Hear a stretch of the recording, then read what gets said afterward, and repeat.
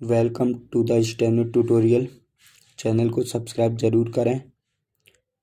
Dictation 5 second से start होगा। Yes start.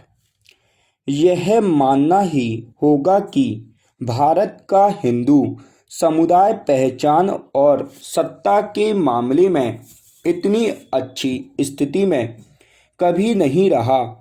हिंदुओं की भारत की आबादी में 80% हिस्सेदारी है, फिर भी हिंदुओं ने ऐसा राजनीतिक नियंत्रण पहले कभी महसूस नहीं किया था।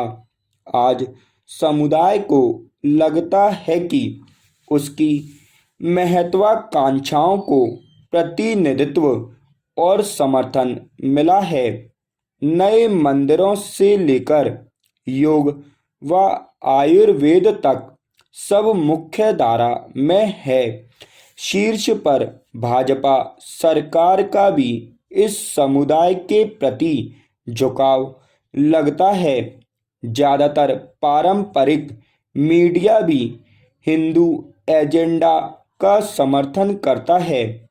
अंग्रेजी बोलने वाले उदारवादी जो कभी मीडिया और मतों पर हावी थे, अब गिनती के ही रह गए हैं। राजनीतिक, सामाजिक और सांस्कृतिक रूप से हर तरह से भारत के हिंदुओं का प्रभुत्व है। ऐसा अतीत में कभी नहीं हुआ था। Paragraph change. यह शानदार लगता है ना? क्या यह अच्छा नहीं कि जिस धरती पर कभी बहुसंख्यकों की सही मायनों सत्ता नहीं रही, वहाँ अंततः वे सत्ता में हैं। मुगलों व अंग्रेजों ने हम पर सदियों राज किया। स्वतंत्रता के बाद भी मुस्लिमों का झुकाव कांग्रेस के प्रति रहा। इसलिए कई लोग सोचते हैं कि क्या यह बदलाव अच्छा नहीं है, लेकिन कुछ लोग इससे नाराज क्यों हैं कि नियंत्रण अब हिंदुओं के हाथ में है। Paragraph change. सैद्धांतिक रूप से इस तर्क में कुछ गलत नहीं है। हालांकि व्यावहारिक रूप से जब भी राजनीति, शासन, संस्कृति और सामाजिक नियमों में धर्म की भूमिका ज़्यादा प्रभावशाली हो जाती है, कुछ समस्याएं होती हैं। यह किसी एक धर्म, राजनेता या पार्टी के बारे में नहीं है। इतिहास में ऐसे कई उदाहरण हैं जब राजनीति में धर्म को ज़्यादा मिलाने पर किसी राष्ट्र का पतन हुआ हो। क्रांति से पहले का ईरान मुक्त प्रगतिशील समाज था। कट्टरपंथियों के कब्जे के बाद आज दमनकारी राज्य बन गया है। मुक्त लोकतांत्रिक समाज की जगह धर्म को चुनने पर पाकिस्तान भी प्रभावित रहा है। मध्ययुगीन दौर में ईसाई धर्म युद्धों ने अर्थव्यवस्थाओं को नुकसान पहुंचाया है। तालिबान के अधीन अफगानिस्तान आर्थिक संकट में है। जहां भी धर्म हावी हुआ, वहां अर्थव्यवस्थाएं और समाज नष्ट हुए। Paragraph change.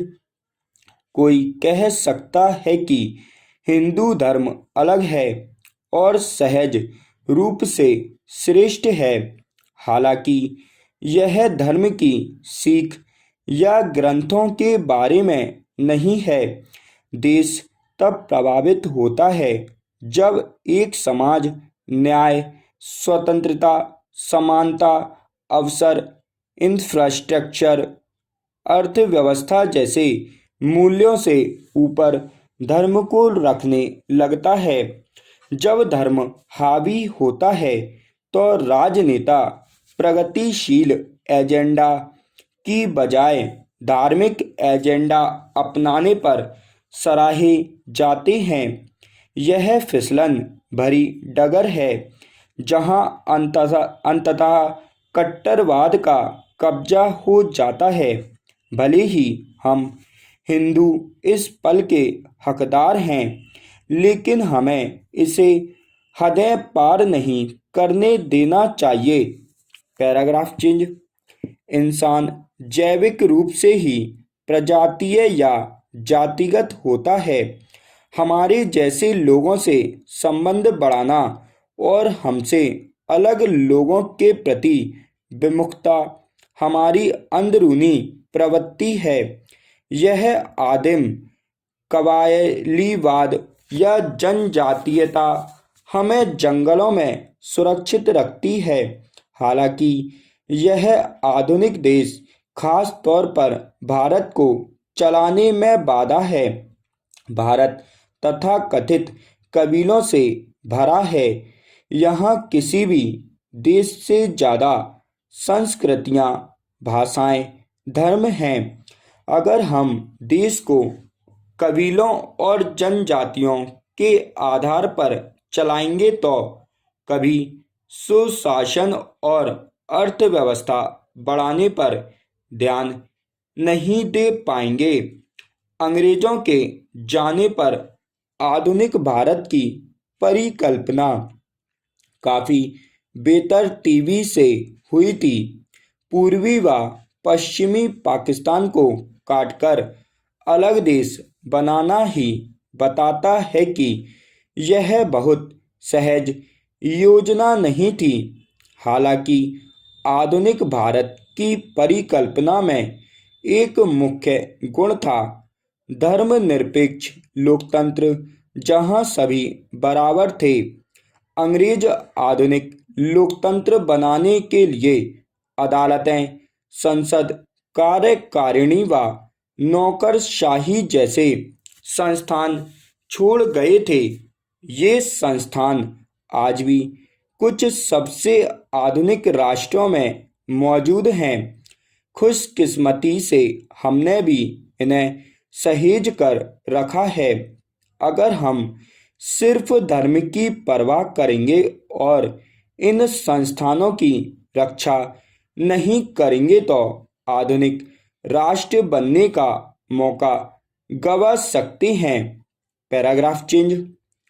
यह हिंदू पल हो सकता है, लेकिन अगर हम सोचते हैं कि इसका अर्थ किसी और धर्म को भारत में उसकी हैसियत दिखाना है, तो हम समानता, न्याय व एकता को नष्ट कर देंगे, जो प्रगतिशील राष्ट्र के लिए जरूरी है।